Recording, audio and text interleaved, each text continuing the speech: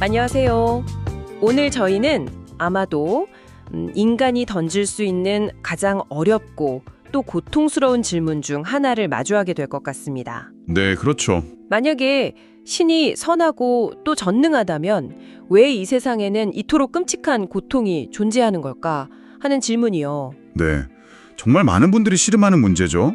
나디아 무라드가 겪었던 그런 끔찍한 폭력이라든지 노예무역의 희생자들, 홀로코스트, 루안다 학살, 로힝야족 탄압, 네, 그리고 지금도 아동 인신매매나 질병, 기근, 자연재해 이런 고통들을 보면 정말 왜? 라는 질문이 절로 나오죠. 맞아요. 많은 분들에게 이 질문이 신앙의 가장 큰 걸림돌이 되기도 하고요.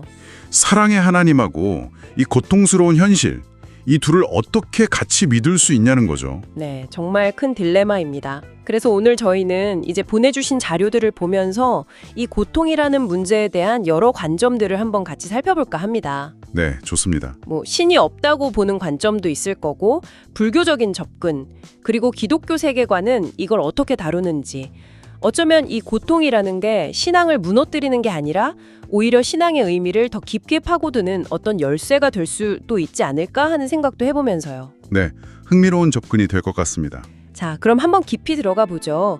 먼저 신 없이 고통을 이해하려는 관점부터 시작해 볼까요? 네, 어떤 분들은 그냥 신을 빼버리면 문제가 더 간단해진다 이렇게 생각하시더라고요. 고통은 그냥 일어나는 일이고 거기엔 어떤 궁극적인 의미나 목적, 희망 같은 건 없다 이렇게요. 네, 그렇죠. 리처드 도킨스 같은 경우는 우주가 본질적으로 계획도 없고 목적도 없고 악도 선도 없고 그냥 앞이 안 보이는 냉혹한 무관심만 있다. 이렇게까지 말했죠. 냉혹한 무관심이라. 네, 스티븐 호킹도 비슷하게 뇌는 그냥 컴퓨터 같은 건데 부품 고장나면 멈추는 거고 사후 세계 같은 건 어둠을 두려워하는 사람들을 위한 동화다. 이렇게 말했고요. 어떻게 보면 이게 굉장히 냉철하고 성숙한 자세처럼 보일 수도 있어요. 괜한 환상에 기대지 않고 현실을 딱 직시하는 것처럼요. 그렇죠. 그런데 이 관점에도 질문이 좀 생기지 않나요? 도킨스 말처럼 원래 선과 악이 없다면 우리는 왜 부당한 고통에 그렇게 분노하고 슬퍼하는 걸까요? 아, 네, 중요한 지적입니다. 연민이나 공감 같은 감정이 그냥 진화의 산물이라거나 혈연의 관계의 확장 정도라면 왜 우리는 전혀 관계없는 타인의 고통에도 이렇게 마음 아파하는 걸까요? 맞아요. 그게 참 설명하기 어려운 부분이죠. 사실 샘 해리스 같은 일부 세속적 인본주의자들은 더 나아가서 나라는 자아의 존재 자체도 어쩌면 신만큼이나 불확실한 환상일 수 있다. 이렇게 보기도 하거든요. 자아 자체도 환상일 수 있다고요? 네. 메릴린 로빈슨 같은 작가가 지적했듯이 과학적 유물론은 자꾸 측정 가능한 것만 진짜라고 보려는 경향이 있잖아요. 네, 그렇죠. 그러다 보니까 측정하기 어려운 인간의 내면, 자아라든지 의식 같은 것들의 의미를 축소하거나 심지어는 존재 자체를 부정하게 될 위험도 있다는 거죠.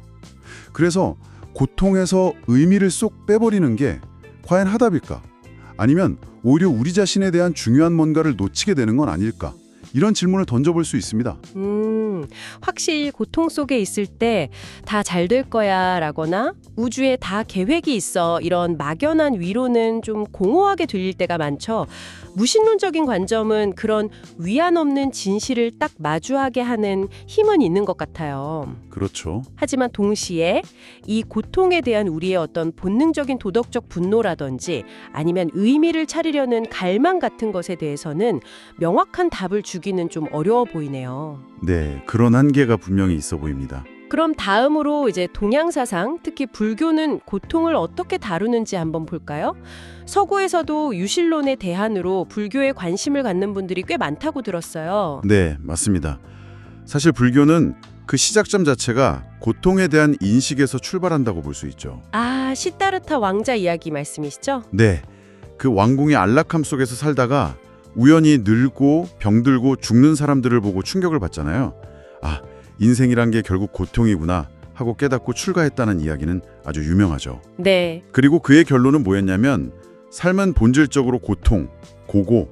이 고통의 원인은 바로 세상과 나 자신에 대한 애착, 즉 집착이라는 거예요. 집착이 원인이다. 네. 그래서 해탈, 그러니까 고통에서의 완전한 해방을 얻으려면 이 애착을 끊어내야 한다. 이렇게 가르치는 거죠. 애착을 끊어낸다. 마음의 평안은 얻을 수 있을 것 같긴 한데 이게 현실적으로 가능할까 싶기도 하고 또 그게 꼭 바람직한 해결책일까 하는 생각도 드네요. 네, 아주 좋은 질문이십니다. 그 심리학자 조너스 나이트가 행복의 가설이라는 책에서 비슷한 질문을 던져요. 만약에 시다르타 왕자가 그냥 마차에서 내려서 고통받는 사람들과 직접 만나고 관계를 맺고 그들의 삶에 좀 동참했더라면 어땠을까 하고요. 하이트는 애착을 완전히 끊어버려내는 불교의 접근이 어쩌면 좀 뭐랄까 과잉 반응일 수도 있다고 봐요. 과잉 반응이요? 왜죠? 네네. 왜냐하면 애착이라는 게 고통의 원인이 되기도 하지만 동시에 우리 삶의 가장 큰 기쁨이나 의미의 원천이기도 하잖아요. 아, 그렇죠. 사랑하는 관계나 뭐 일에서의 성취감 같은 거요. 맞습니다. 그 로버트 비스워스 디너라는 학자의 연구를 보면 인도 콜카타 빈민가의 성노동자들처럼 정말 극도로 어려운 환경에 있는 사람들도요. 관계라든지 삶의 의미 같은 그런 비물질적인 자원을 통해서 삶의 만족을 느끼는 경우가 많다는 걸 보여주거든요. 흥미롭네요. 그러니까 애착을 끊어버리면 물론 상처받을 위험은 줄어들겠죠. 하지만 하이트가 지적했듯이 무언가를 열망하고 애쓰는 것은 우리를 실망시킬 수도 있지만 무소유 상태에서는 결코 발견할 수 없는 보물을 가져다 줄 수도 있다는 거예요. 고통을 피하려고 삶의 가장 소중한 것들까지 다 버려야 하는가 하는 질문이 남는군요. 그렇죠. 고통은 정말 없애고 싶은데 또 사랑이나 관계, 의미 같은 것들은 어떻게든 붙잡고 싶은 게 우리 마음이니까요. 그렇다면 애착은 유지하면서도 고통을 좀 이겨낼 수 있는 다른 길은 없을까요? 이제 기독교적 관점을 좀 자세히 살펴보겠습니다. 이 관점에 보내주신 자료들에서도 상당히 중요하게 다뤄지고 있었죠. 네, 맞습니다. 기독교는 사실 고통의 문제를 피하지 않아요. 오히려 신앙에 굉장히 중요한 어쩌면 중심 주제 중 하나로 다루죠. 중심 주제요? 네, 신의 선함과 세상의 악을 어떻게 조화시킬 거냐 하는 신학적인 논의를 신정론 띠오데시라고 부르기도 하는데요. 오늘은 그런 좀 어려운 이론적 접근보다는 많은 기독교인들이 실제로 붙드는 이야기, 요한복음 11장에 나오는 나사로 이야기를 통해서 기독교가 고통을 어떻게 이해하는지 그 핵심만 좀 짚어보려고 합니다. 아, 나사로 이야기. 저도 그 이야기가 참 인상 깊었습니다. 특히 그 예수님이 사랑하는 친구 나사로가 아프다는 소식을 들으셨는데 바로 안 가시고 이틀을 더 머무셨다는 그 부분이요. 네, 바로 그 부분이죠. 요 11.56. 아니, 다른 사람들은 즉시 고쳐주시기도 했던 분이 왜 가장 사랑하는 친구가 위독하다고 할 때는 기다리셨을까요? 이해가 잘 안 가더라고요. 바로 그 지점이 정말 많은 사람들이 고통 속에서 하나님께 던지는 질문과 딱 맞닿아 있는 것 같아요. 하나님 어디 계세요? 왜 제 기도에는 아무 응답이 없으신 거죠? 왜 침묵하시나요? 하고 묻는 거죠. 네. 사실 예수님 자신도 겟세마네 동산에서 아버지 할 수만 있다면 이 고통의 잔을 좀 피하게 해주세요 하고 기도하셨지만 결국 그 길을 가셔야 했잖아요. 눅 22.42. 그렇죠. 사도 바울도 마찬가지로 육체의 가시를 제발 좀 없애달라고 3번이나 간절히 기도했지만 돌아온 응답은 내 은혜가 내게 족하다 이거였고요. 고후 11.9. 네, C.S. 루이스도 아내를 암으로 잃고 나서 쓴 글에서 진짜 위험한 건 하나님을 안 믿게 되는 게 아니라 하나님에 대해서 끔찍한 것들을 믿게 되는 것이다. 이렇게 썼어요. 아, 하나님에 대해 끔찍한 것들을 믿게 된다. 네, 전능하신 하나님을 믿기 때문에 오히려 설명되지 않는 이 고통 앞에서 더 깊은 절망을 느낄 수도 있다는 거죠. 아니, 능력이 있으시면서 왜 즉시 나를 돕지 않으시는가 하는 그 질문 앞에서요. 정말 그렇죠. 저도 개인적으로 힘든 시간을 보낼 때 하나님이 나를 그냥 내버려 두시는 것 같고 돕지 않으시는 것 같아서 원망했던 기억이 납니다. 네, 누구나 그런 경험이 있을 수 있죠. 그런데 예수님이 마침내 나사로의 집에 도착했을 때는 이미 나사로가 죽은 지 나흘이나 지났었죠. 네, 그때 마르다가 예수님께 뛰어나가서 말하잖아요. 주님, 여기 계셨더라면 제 오라버니가 죽지 않았을 거예요. 요 11.21. 약간의 원망이 섞인 것 같으면서도 그래도 여전히 믿음을 보이는 그런 말이었죠. 맞아요. 이제라도 주께서 구하시면 하나님이 주실 줄 압니다 라고 덧붙이죠. 요 11, 22. 그런데 예수님이 내 오라비가 다시 살아날 것이다 라고 말씀하시니까 요 11, 23. 마르다는 그 마지막 날의 부활은 믿지만 지금 당장의 이 고통 앞에서는 절망하는 모습을 보여요. 요 11, 24. 아, 네, 마지막 날엔 살겠죠. 근데 지금은요. 왜 지금 당장 안 도와주시는 건데요? 하는 마음이었을 거예요. 그 마음이 이해가 가네요. 바로 그때 예수님은 마르다의 슬픔을 외면하지 않으시면서도 그 문제를 당장 해결해 주시기 전에 더 근본적인 선언을 하세요. 네. 마르다의 눈을 딱 보시면서 말씀하시죠. 나는 부활이요 생명이다. 나를 믿는 사람은 죽어도 살 것이고 살아서 나를 믿는 사람은 영원히 죽지 않을 것이다. 네가 이것을 믿느냐? 나는 부활이요 생명이다. 네. 이게 그냥 내가 나중에 내 오빠 살려줄게 하는 약속을 넘어서는 거예요. 마치 마르다야, 네게 지금 가장 필요한 것은 죽은 오빠가 살아나는 것 이전에 바로 나 자신이다 라고 말씀하시는 것 같아요. 예수님 자신이 부활이고 생명이다. 이게 구체적으로 어떤 의미일까요? 예수님은 단순히 미래의 어떤 사건, 즉 부활을 약속하시는 걸 넘어서서 지금 이 고통의 순간에도 내 안에 생명이 있다 이렇게 말씀하시는 거죠. 그러니까 고통스러운 상황을 즉시 해결해 주는 것보다 더 중요하고 근본적인 것이 바로 예수님 자신과의 관계라는 거예요. 비유를 들자면 아픈 아이에게 꼭 필요한 예방주사를 놓는 부모를 생각해 볼 수 있어요. 아이는 당장의 아픔 때문에 막 울고불고 난리치겠죠. 네, 그렇죠. 하지만 부모는 그 눈물 너머에 더 큰 유익, 아이의 건강과 생명을 위해서 그 순간의 고통을 허용하는 거잖아요. 이처럼 기독교는 때로 우리가 이해할 수 없는 고통이 오히려 더 깊은 차원의 유익, 즉 하나님 자신을 더 깊이 알아가고 경험하는 기회가 될 수 있다고 본다는 겁니다. 고통이 하나님께로 나아가는 통로가 될 수 있다. 네, 물론 고통 그 자체가 목적은 절대 아니에요. 하지만 예상치 못하게 하나님께 더 가까이 나아가는 통로 혹은 진입지점이 될 수 있다는 거죠. 그리고 그 이야기에서 제가 가장 감동받았던 부분은 예수님이 우셨다는 거예요. 네, 그렇죠. 요 11.35. 마리아와 마르다가 슬퍼하는 모습을 보시고 마음 아파하시면서 눈물을 흘리셨잖아요.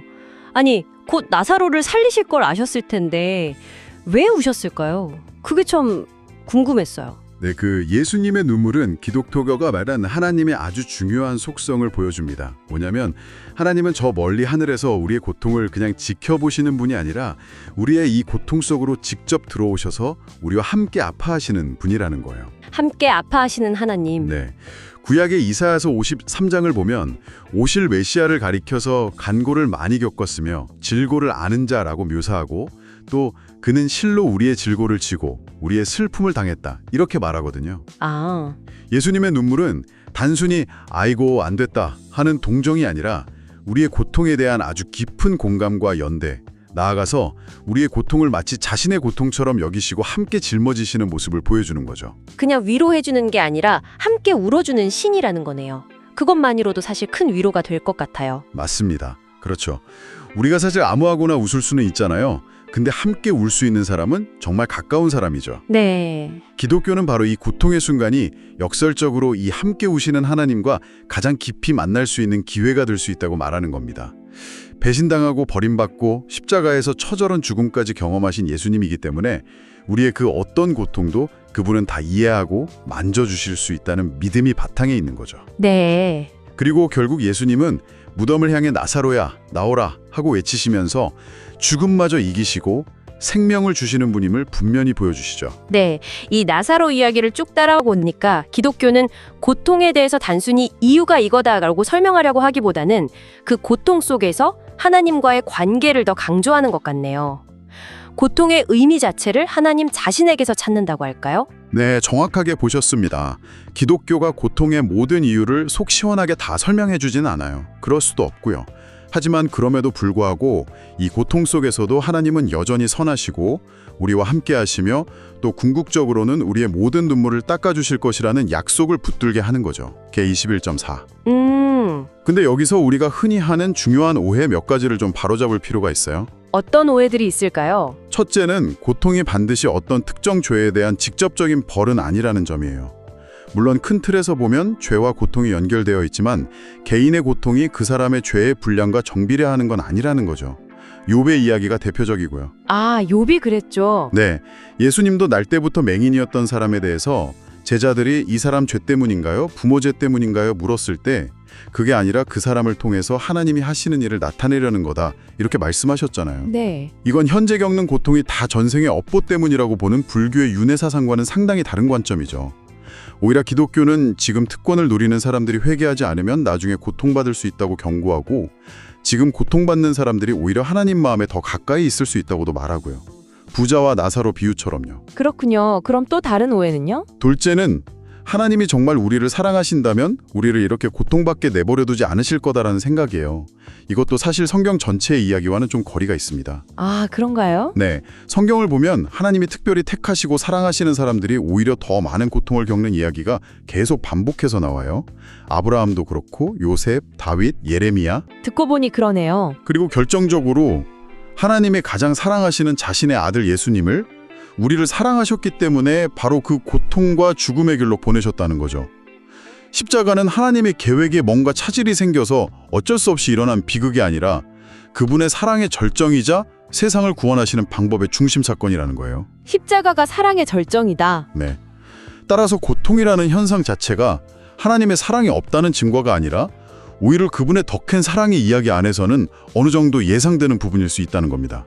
아까 반지의 제왕 이야기도 잠깐 나왔었는데 거기서 주인공 프로도랑 샘이 가장 절망적인 여정 중에 우리는 아직 이야기에서 최악인 지점에 오도 가도 못하고 있는 거야. 이렇게 말하는 장면이 생각나네요. 네네. 그들은 그 순간에는 결말을 모르지만 독자들은 그 끔찍한 고통의 여정이 결국에는 승리로 이어질 거라는 걸 알잖아요.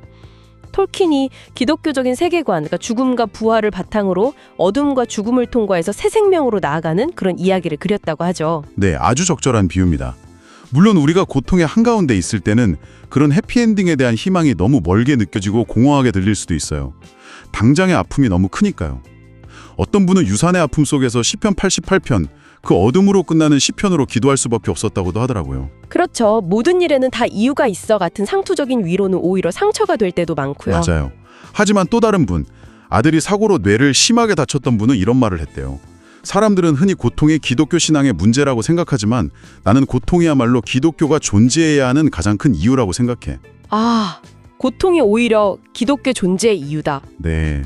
왜냐하면 무신론적 관점에서는 사실 더 나은 결말에 대한 희망 자체가 없을 뿐 아니라 궁극적인 이야기라는 것 자체가 없잖아요. 그냥 냉혹한 무관심 뿐이니까요. 반면에 기독교는 더 나은 결말에 대한 희망뿐만 아니라 부활하신 그분의 손에 여전히 남아있는 그 십자가의 못자국을 통해 고통을 아시고 우리와 함께 하시는 그분과의 친밀함을 약속한다는 거죠. 네. 이런 관점에서 보면 고통은 신앙을 무너뜨리는 쇠공이 아니라 오히려 그리스도와의 관계를 우리 삶에 더 깊이 꿰매 넣는 실과 같다고 볼 수도 있다는 겁니다. 무신론은 고통에 의미가 없다고 보고 불교는 고통에서 벗어나기 위해 애착을 끊으라고 하는데 기독교는 오히려 고통 속으로 들어오신 하나님을 통해서 고통을 끌어안고 그 안에서 의미와 관계 그리고 궁극적인 희망을 찾으라고 말하는 거군요. 네, 그렇습니다. 그리고 성경이 말하는 그 궁극적인 희망은 단순히 에덴 동산으로 돌아가는 게 아니에요. 아, 그런가요? 네, 만약 단순히 과거로 돌아가는 거라면 그동안의 인류 역사는 그냥 거대한 시간 낭비가 되겠죠. 하나님이 훨씬 더 직접적인 길을 택하실 수도 있었을 테니까요. 성경이 그리는 마지막 그림, 그 재창조는 단순히 과거로의 복귀가 아니라 훨씬 더 좋은 것이에요. 훨씬 더 좋은 것? 네, 예를 들어 아담과 하와는 하나님을 창조주, 주인, 친구 정도로 알았을지 모르지만 기독교인들은 예수님을 구원자, 심지어 연인, 남편, 우리의 머리, 형제, 우리와 함께 고난받으신 분, 그리고 바로 우리 자신의 부활이요 생명이신 분으로 훨씬 더 깊고 친밀하게 알게 된다는 거죠. 이런 깊은 친밀함은 어쩌면 태초의 인간들은 상상도 못했던 것일 수 있어요. 와. 하나님께서 창세기에서 사람이 혼자 사는 것이 좋지 않다고 말씀하신 이유가 여기에 있을지도 몰라요. 처음 상태도 물론 좋았지만 그게 가장 좋은 상태는 아니었다는 거죠. 성경적 관점에서 보면 가장 좋은 것은 아직 오지 않았고 그곳에 이르는 길은 이 고통을 통과한다는 겁니다. 제가 어린 딸아이가 가끔 이야기를 지어내는데 보면 갈등이나 고통이 전혀 없어요. 그러니까 재미가 없더라고요. 인물들이 발전하거나 진짜 끈끈한 유대감을 만들 기회가 없으니까요. 아, 네. 좋은 비유네요. 성경은 행복으로 시작해서 행복으로 끝나지만 그 사이의 과정은 정말 날 것 그대로잖아요. 하나님은 언젠가 우리의 모든 눈물을 닦아주실 거라고 약속하셨지만 그 전에 우리가 절대 울지 않을 거라고 약속하지는 않으셨다는 거죠. 맞습니다. 그럼 이 모든 아픔을 겪을 만한 가치가 있는 그 목적, 그 훨씬 더 좋은 어떤 것은 결국 무엇일까요? 예수님은 바로 자기 자신이 그 목적이라고 말씀하시는 거죠. 그분과의 관계, 그분 안에 있는 영원한 생명, 네. 그리고 이 희망은 그냥 저 세상에 대한 막연한 기대가 아니라 지금 여기서의 우리의 삶의 태도와 윤리로 곧바로 이어집니다. 어떻게 이어지나요? 예수님 안에서 결코 우리를 떠나지도 않고 버리지도 않는 동반자를 약속받았기 때문에 기독교인들은 이 세상에서 고통받는 다른 이들과 함께하고 연대하도록 부름받는다는 거예요. 이건 그냥 이론이 아니고요. 네. 역사적으로 봐도 기독교인들이 최초의 병원을 세우고 많은 실패와 부족함에도 불구하고 전 세계적으로 고통을 줄이는 일에 기여해온 중요한 동력이 바로 이 신앙이었다고 볼 수 있죠. 아, 그렇군요. 지금도 예를 들어 콩고의 드니 무케게 의사 같은 분은 성폭력 피해 여성 수천 명을 치료하면서 동료 신앙인들에게 우리 믿음이 이론에만 머문다면 그리스도께서 맡기신 임무를 다할 수 없다고 강조하고요. 콜카타의 테레사 수녀님은 그 빈민가에서 고통당하는 가난한 사람들로 변장하신 예수를 보고 경배하며 아무도 돌보지 않는 이들을 돌보셨잖아요. 네, 그렇죠. 기독교적인 소명은 멀리서 그냥 동정하는 게 아니라 깊이 사랑하고 그들의 고통 속으로 들어가 함께 눈물 흘리는 것이라는 거죠. 네, 이론이 아니라 삶으로 보여주는 것이 중요하다는 말씀이시군요. 오늘 우리는 정말 무거운 주제, 이 고통이라는 문제를 세 가지 다른 관점에서 깊이 있게 살펴보았습니다. 신없이 고통을 마주하는 어떤 냉철함, 또 애착을 끊음으로써 고통에서 벗어나려는 불교적인 지혜, 그리고 고통 속으로 직접 들어오신 하나님과의 관계 안에서 의미와 희망을 찾으려는 기독교적 신앙, 어떤 관점이 우리에게 더 깊은 울림을 주는지 생각해보게 되네요. 네, 나는 부활이요 생명이다 라는 예수님의 말씀을 믿는다는 것은 사실 단 한 번의 결단으로 끝나는 게 아니라 어쩌면 매일매일의 싸움과 같을 수도 있어요. 우리의 모든 감각이나 경험은 종종 다른 것을 외치고 다른 무언가에서 생명을 찾으라고 우리를 유혹하니까요. 맞아요. 오늘 살펴본 마르다처럼 우리도 당장 눈앞에 이 절박한 필요, 죽은 오빠를 되찾는 것 같은 그런 것들이 전부인 것처럼 느낄 때가 참 많죠. 그런데 예수님은 바로 그녀 앞에 서서 눈을 마주치시면서 더 깊은 진실, 즉 자기 자신이 바로 생명임을 선언하셨습니다. 이 진실을 붙들고 살아간다는 건 때로는 정말 힘겨운 싸움일 수 있습니다. 그래서 마지막으로 청취자분들께 이런 질문을 한번 던져보고 싶습니다. 만약에 고통이라는 것이 하나님의 사랑에 부재하거나 그분의 무관심 때문이 아니라 오히려 우리처럼 친히 고통당하셨던 그 하나님과 더 깊은 관계를 맺게 되는 하나의 길, 하나의 기회가 될 수 있다면 어떨까요? 이 가능성이 혹시 당신이 각자의 삶에서 피할 수 없이 마주하게 되는 그 고통과 슬픔을 바라보는 방식에 어떤 작은 변화라도 줄 수 있을까요? 그리고 이것은 당신이 추구하는 사랑, 또 고통의 의미, 그리고 삶의 궁극적인 목적에 대해 어떤 새로운 질문을 던져줍니까? 한번 깊이 생각해 보시는 시간이 되기를 바랍니다.